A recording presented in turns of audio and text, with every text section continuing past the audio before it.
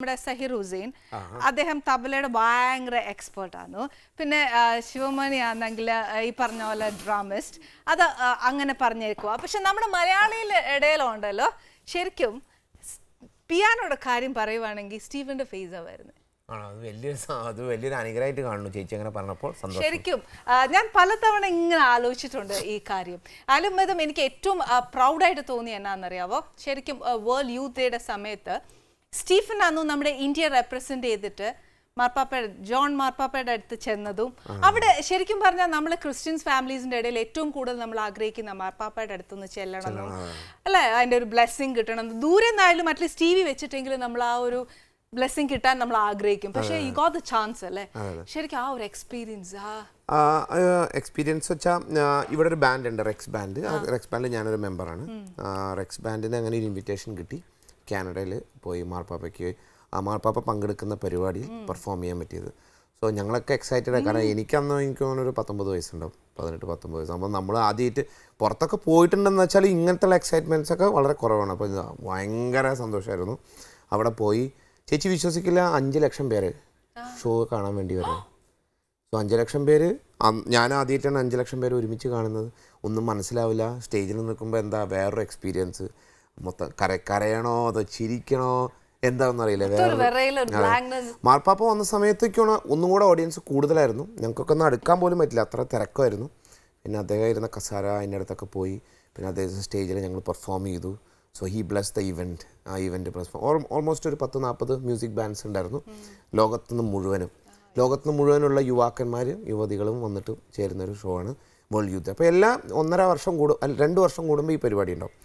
ഈ കഴിഞ്ഞത് പോളണ്ടിലാണ് വെച്ച് നടന്ന് എനിക്ക് പോകാൻ പറ്റില്ല. പക്ഷേ ബാക്കിയുള്ള 4 ഇതിന് ഞാൻ പോയി.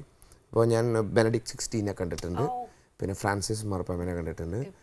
ഇപ്പോൾ ഫ്രാൻസിസ് മാർപ്പാപ്പ വന്ന പക്ഷേ ഞാൻ പോയില്ല. ഇപ്പോഴത്തെ പ്രോഗ്രാമിന് എനിക്ക് തോന്നുന്നു 30 ലക്ഷം പേരുണ്ടായിരുന്നു. അപ്പോൾ ഒന്ന് ആലോചിച്ച് നോക്കുക, ഒരു ടൗൺ മുഴുവൻ വന്നിരിക്കുക, അത് പല രാജ്യത്തുനിന്ന്. സോ അതൊരു ഭയങ്കര എക്സ്പീരിയൻസ് ആണ്. സ്റ്റീഫൻ ശരിക്കും 17 വയസ്സിലാന്നു അല്ലേ കരിയർ സ്റ്റാർട്ട് ചെയ്തത്? 17 വയസ്സാണ്. അതായത് നമുക്കറിയാലോ 17 വയസ്സിലൊക്കെ നന്നായി പഠിക്കുന്ന സമയത്ത് പണിക്കിറങ്ങി. വീട്ടില് ഇഷ്ടമായിരുന്നു. വീട്ടില് പക്ഷേ ഡാഡിക്ക് ഭയങ്കര ഇഷ്ടമായിരുന്നു. മമ്മിയും ഇങ്ങനെ മ്യൂസിക്കിന്റെ അറിയാലോ, ഇങ്ങനെയുള്ള ഫാമിലീസ് നിന്നൊക്കെ കുറച്ച് പാട്ടൊക്കെ ഉണ്ടാവും, ആരെങ്കിലും പള്ളിയിലൊക്കെ പാടും. പക്ഷേ അയ്യോ അല്ല, മമ്മിയല്ല, മമ്മിക്കൊക്കെ ഇഷ്ടമാണ്. പക്ഷെ സീരിയസ് ആവുമെന്ന് തീരെ ചിന്തിച്ചില്ല. ഈ മ്യൂസിക് ഒരു കരിയറായിട്ട് എടുക്കുന്ന ആർക്കും അറിയില്ലായിരുന്നു, എനിക്കും അറിയില്ലായിരുന്നു. 16 വയസ്സൊക്കെ 10ാം ക്ലാസ്സൊക്കെ എത്തിയപ്പോൾ ഇത് മുഴുവൻ തലയിൽ കയറി, ഇത് മാത്രം മതി എന്നായി. പിന്നെ ഈ മൊത്തം പഠിപ്പം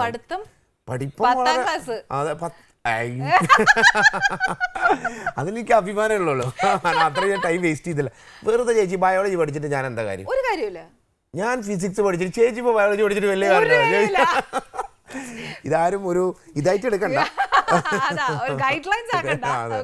പക്ഷെ എനിക്ക് തോന്നി ഞാൻ ആ സമയത്ത് വെറുതെ ഡിഗ്രി പഠിച്ചാലും കഷ്ടപ്പെട്ട് പഠിച്ചാലോട്ടും തലയിൽ കയറുന്നില്ല എന്നാൽ.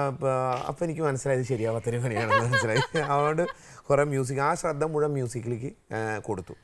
പിന്നെ ആ ഇറങ്ങണ സമയത്ത് കുറച്ച് ബുദ്ധിമുട്ടുണ്ടായിരുന്നു.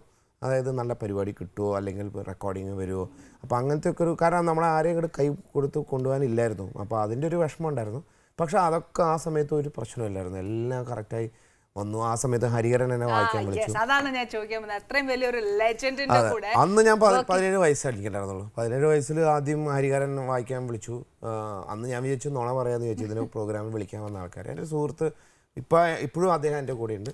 അപ്പോൾ വെച്ചു ഹരിഹരൻ്റെ കൂടെ വായിക്കുന്നു. ശരി, ഓക്കെ. അന്നാ സമയത്ത് അദ്ദേഹം ഉയരെ എന്നുള്ള പാട്ടൊക്കെ ഹിറ്റായി നിൽക്കുന്ന സമയം. കൊളോണിയൽ കസിൻസിന് ഫസ്റ്റ് MTV അവാർഡ്സ് കിട്ടി. അപ്പോൾ അത് കഴിഞ്ഞ് പാലക്കാട് ഞാൻ റിഹേഴ്സലിൽ പോയപ്പോഴാണ് ഇദ്ദേഹം വന്നിരുന്നപ്പോഴാണ് മനസ്സിലായത് സംഭവം സീരിയസ് ആണ്. ഞാനധികം പാട്ടൊന്നും പഠിച്ചു, എനിക്ക് പാട്ടൊന്നും അയച്ചു തന്നൊന്നുമില്ല. അപ്പോൾ എൻ്റെ അടുത്ത് ഞാനിങ്ങനെ മാറി നിൽക്കുക, വേറെ കലാകാരന്മാരൊക്കെ വായിക്കേണ്ട. കഴിഞ്ഞൊരു ഗ്യാപ്പ് എത്തിയപ്പോൾ എൻ്റെ അടുത്ത് പറഞ്ഞു വന്ന് വായിക്കാൻ പറഞ്ഞു. അപ്പോൾ ഒരു പാട്ട് വെറുതെ വായിക്കുമ്പോൾ ഞാനപ്പോൾ ഒരു പിയാനോ ഒരു പീസ് ഞാൻ വായിച്ചു. എനിക്കറിയുന്നൊരു സോങ്, ക്ലാസിക്കൽ, വെസ്റ്റേൺ ക്ലാസിക്കൽ. അദ്ദേഹം പറഞ്ഞു ഞാനൊരു പാട്ട് പാടാൻ അതിന് ബാക്ക് ചെയ്യാൻ പറഞ്ഞു. ഉയരെ പാടി അദ്ദേഹം. അപ്പോൾ ഞാൻ എൻ്റെ രീതിയിലൊന്ന് ബാക്ക് ചെയ്തു. എനിക്ക് അങ്ങനെ വലിയ പാട്ടും ബീജൊന്നും അറിയില്ലായിരുന്നു. അപ്പോൾ അദ്ദേഹം പറഞ്ഞു ഇങ്ങനെ മതി, ഇങ്ങനെ ചെയ്താൽ മതി, വേറെ ഇൻസ്ട്രുമെൻ്റ് ഒന്നും വേണ്ട, പിയാനോ മാത്രം മതി. ആ ഒരു സെക്ഷൻ something great. അപ്പോൾ എൻ്റെ ജീവിതത്തിൽ ഞാൻ ആദ്യമായിട്ട് ഒരു അൺപ്ലഗ്ഡ് എന്ന് പറഞ്ഞൊരു സംഭവം വായിക്കുന്നത്. അതിനുശേഷമാണ് അമൃത ടി വിയിൽ സൂപ്പർ സ്റ്റാർ വന്നപ്പോൾ അൺപ്ലഗ് ഷോ ഞങ്ങൾ ചെയ്ത് ആ പ്രോഗ്രാമൊക്കെ സൂപ്പർ സ്റ്റാറിൻ്റെ ഫസ്റ്റ് എപ്പിസോഡ്സൊക്കെ ഞാൻ വായിച്ചിരുന്നു. അങ്ങനെയായിരുന്നു ഈ വൺ മാൻ ഷോ വന്നത്. ഓക്കെ സ്റ്റീവൻ സ്റ്റോപ്പ്, എനിക്ക് ആ ഉയിര് ഭയങ്കര ഇഷ്ടമാണ്. ഒന്ന് ഉയിര് വായിക്കണം. ഓക്കെ വായിച്ചുതരാം. അപ്പോൾ വായിച്ചു തന്നു കഴിഞ്ഞാൽ ഒരു കഷ്ണം ബ്രെഡും കുറച്ച് മട്ടൺ എനിക്ക് ഇപ്പം തരണം.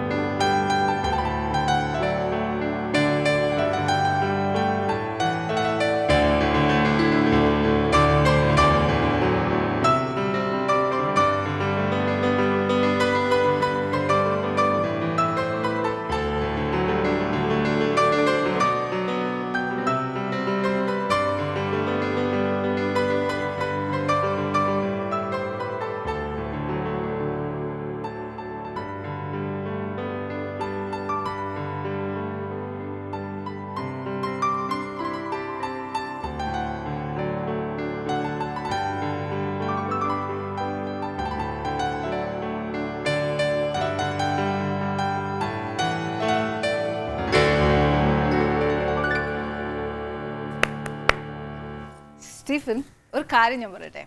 ഇപ്പം ഞാൻ കണ്ടതാണേ, സ്റ്റീഫൻ ഏത് സ്റ്റേജിൽ കയറിയാലും ആ വൈബ്രേഷൻ ആ സ്റ്റേജിലുണ്ട്. ഇപ്പം ശരിക്കും ഇതൊരു സോഫ്റ്റ് മ്യൂസിക് ആണെങ്കിൽ പോലും ആ ഒരു വൈബ്രേഷൻ, ആ ഒരു എനർജി ശരിക്കും എൻ്റെ അടുക്കളയിൽ തന്നെ ഐ കുഡ് ഫീൽ ഇറ്റ്. ആണല്ലേ? ആ ശരിക്കും. മാത്രമല്ല ഒരു ഷോ ചെയ്യുവാണെങ്കിൽ അല്ലേ Stephen, at least 2 hours you will be in the stage അല്ലേ, ആ ഒരു energy, how you get that? അത് എനിക്കും അറിയില്ല. ഞാനിങ്ങനെ വായിക്കാൻ തുടങ്ങിയ ഞാൻ ആ വഴിക്ക് പോകും. പിന്നെ എനിക്ക് പരിസരമൊക്കെ എനിക്ക് ഓർമ്മയുണ്ട്, പക്ഷെ എന്നെ ഒന്നും ഡിസ്ട്രാക്ട് ചെയ്യില്ല. ഒരു സംഭവം എന്തോ അതൊരു ബ്ലെസ്സിംഗ് ആണ് എനിക്ക് തോന്നുന്നു. ഇപ്പൊ ചേച്ചി ഇതാ എങ്ങനെ കുക്ക് ചെയ്യുന്നത്, ചേച്ചി അങ്ങനെ എല്ലാം മറക്കൂലേ?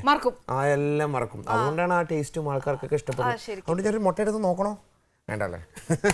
എന്നാന്നറിയോ, ഞാൻ ഇപ്പൊ തരാത്തെന്നാന്ന് വെച്ചാ ഈ കൈ വെച്ച് തന്നെ പിന്നെ അതിൽ എനിക്കൊന്നും എനിക്ക് അങ്ങനെ ഒരു വിഷമമില്ല.